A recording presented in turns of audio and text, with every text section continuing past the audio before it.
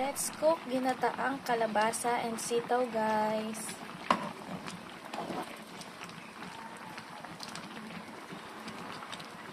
Ayan, guys. Sinahugan ko lang siya ng maliliit na fresh hipon. Ayan.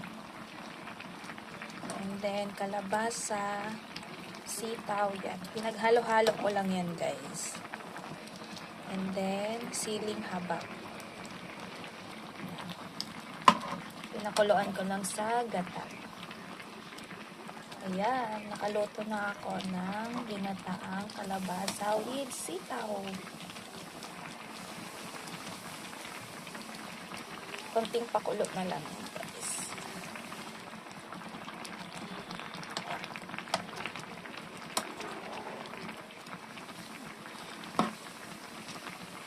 Durog na yung kalabasa.